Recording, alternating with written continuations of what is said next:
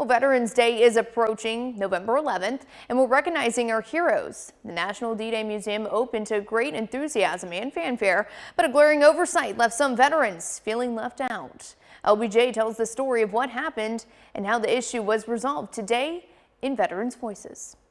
June 6th of 2000 was a special day for our city and the world as the National D-Day Museum opening included dignitaries, celebrities, veterans, and the largest World War II parade since the soldiers came home. But it was those not included that felt an irony as to how they were treated when they served. My son lives here in New Orleans and told me about it, and I watched some of it on TV, but I didn't see any blacks. An unfortunate but familiar scene for African-American veterans that served in World War II. Back then, we were a segregated country with a separate but unequal military. Back in those days, there was an old saying, you must stay in your place, and our place was always in the back.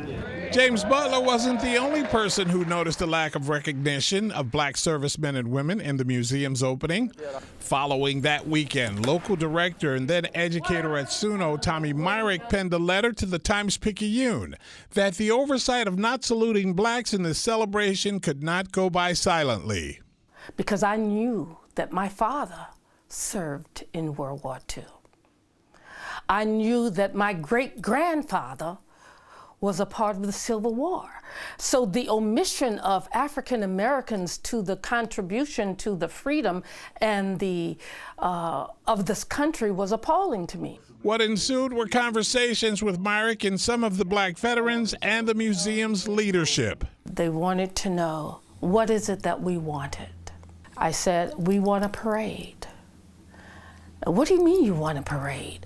We want a parade because our soldiers who came back from any of the wars, particularly World War II, were not allowed to march. When they finished serving, they were sent home. To the credit of the museum, Southern University of New Orleans, the Amistad Research Center, and the Eisenhower Center for American Studies, a three-day celebration of black soldiers called Fighting on Two Fronts did happen 6 months later.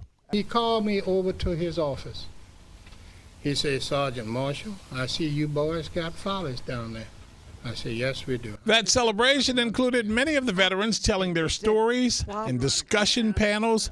And yes, it also included a big parade with the Grand Marshal as actor Ozzie Davis, also a World War II Army veteran. It took us too long to recognize it, but at last it's happening, and I'm deeply moved. That parade was captured by photographer Jim Thorns, who also turned the historic images into a book and traveling exhibit called Souls of Valor.